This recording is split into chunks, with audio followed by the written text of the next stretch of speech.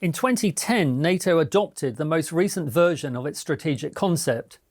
The document expressed a long-standing worry that terrorist attacks, which often rely on rudimentary weaponry, would be made that much more lethal if terrorists were to acquire nuclear, chemical, biological or radiological weaponry. Alongside this problem of proliferation, technological advance was also a worry, given the capabilities being developed by NATO's peer competitors.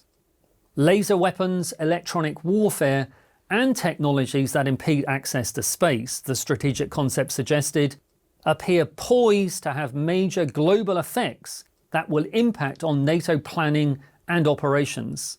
Such concerns have only grown in recent years. A 2017 report of the US Naval Institute suggested that NATO now faced the possibility of so-called hyperwar, a consequence of the growth of autonomous weapons systems such as drones and the military application of artificial intelligence, AI. These concerns, alongside with planning for nuclear, net-centric, cyber and hybrid warfare, were on top of NATO's ongoing preoccupations. To meet such challenges, NATO has relied on the technological edge of its allies, most notably the US. However, as a 2018 report of the NATO Parliamentary Assembly pointed out, this is an advantage that might not last. Alongside cyber and AI, other emerging capabilities, including hypersonic missiles and quantum technologies, were now being developed by Russia and China. And China, the NATO Secretary General, in a speech in September 2019, noted, had plans to be the world's leading power in AI by 2030. And there are new technologies coming downstream that have the potential to change the nature of warfare itself. The alliance together needs to share our understanding of these changes and work out together how we are going to respond. So NATO needs to understand the opportunities that new technology presents, but also the risks that they present. What is NATO's response? NATO's leading allies place a premium on innovation in their defence sectors, working through state agencies and increasingly in partnership with the private sector. One example is the Defence Innovation Initiative launched in the UK in 2016.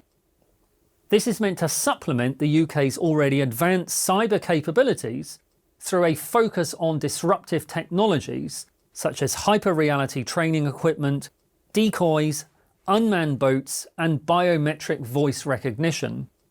In a similar vein, the French government in September 2018 launched a new Defence Innovation Agency, an initiative the German government announced it then intended to follow.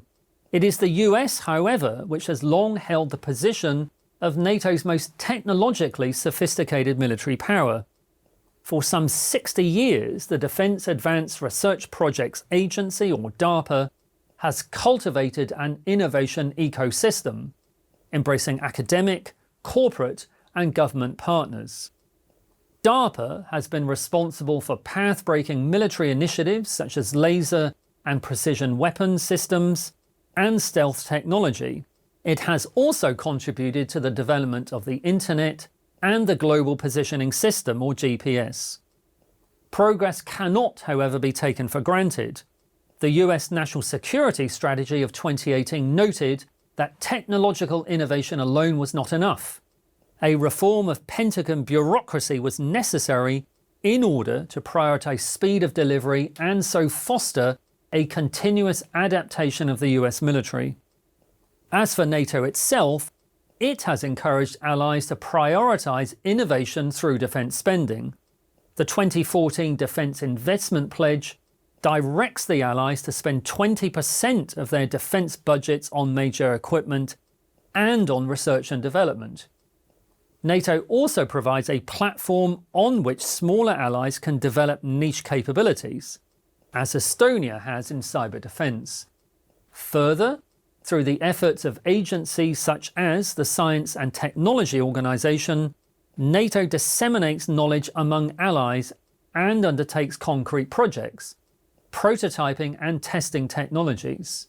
It's incredibly important that NATO takes steps to maintain its technological edge, particularly in the face of huge increases in defence investment being made by countries such as China. So NATO has a very effective organisation called the Science and Technology Organisation, headed by a British scientist.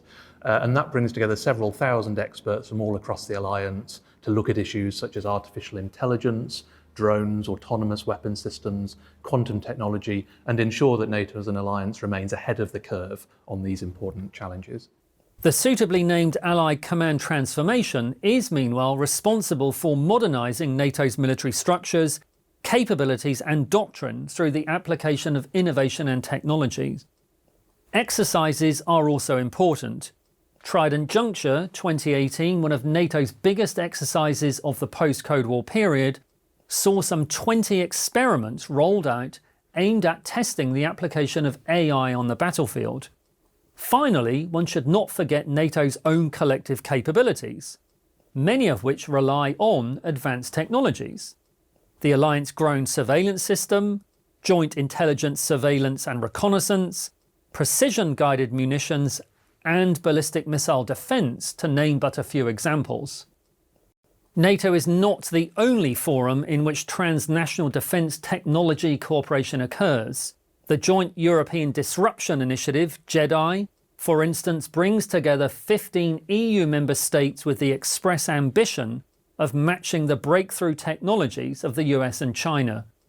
But NATO is unique in its ability to harness such technologies to a strategy between nations, to figure out how technology and innovation is relevant to the current and future battlefield.